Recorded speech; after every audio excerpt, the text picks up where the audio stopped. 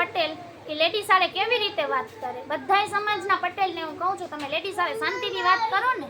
અને કોઈક લેડીઝ ન્યાય માંગવા ઘરનો પ્રોબ્લેમ લઈને આવતી હોય તો એટલે આવતી હોય ને કે તમે પટેલ છો. પટેલ બન્યા શું કામ હોય તમે? કે બે માણસની વાત કરો, સમજો, સમાધાન કરાવો એટલે બન્યા હો ને. કે કોઈક લેડીઝને તમે તુકારો દઈને આવી રીતે બધાય આ પટેલ બધાય તમે બધાય પટેલ આવી રીતે લેડીઝ સાથે વાત કરો છો. આ ગુલામનગરના પટેલે મારા હારે આવી રીતે વાત કરી છે અને હું માં મમ્મી કોઈ દિવસ અમને કોઈ રીતે સપોર્ટ પટેલનો જઈરો નથી. તો પટેલ બન્યા શું કામ છે? જો આ પટેલે મારા હારે વાત કરી. હેલો, કોણ? હા, અનુની ઘરવાળી બોલું. ભાઈ ઇમરાનભાઈ બોલો ને. હાલા તમને અનુએ પૈસા માટે ફોન કર્યો હતો ને? બેન, અનુને કયો ફોન કરે મને? તમે ફોન ના કરતા. તમે તમારા ભાઈ એમ જ કીધે તમે ફોન ન કરતા. ભાઈ તમે લોકો જવાબ નથી આપતા તો કરવા. તું આવી હતી ખટારામાં ધંધો કરવા, તારો ઘરવાળો આવી હતી. તમે કઈથી તું નો કે મારા ઘરવાળા નથી જવાબ દેતા.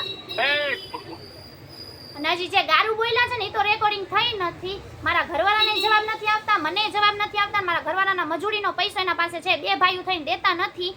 અને છે ને આ મજૂરીનો પૈસો છે એ લોકો પાસે, ખટારા છે, પટેલ છે, ઠારું છે, તો એક મજૂરીનો પૈસો નો આપી શકે. એમ નથી કહેતા બધા પૈસા આપો, ખાલી એટલું કીધું તો 2000 આપો. 2000 એ લોકો પાસે એટલું ન નીકળે. 4 ખટારા, ઠારું, ગોલ્ડ પહેરીને ફરતા હોય તો 2000 ન નીકળી શકે એ લોકો પાસે. અમને આટલું હેરાન કરે છે.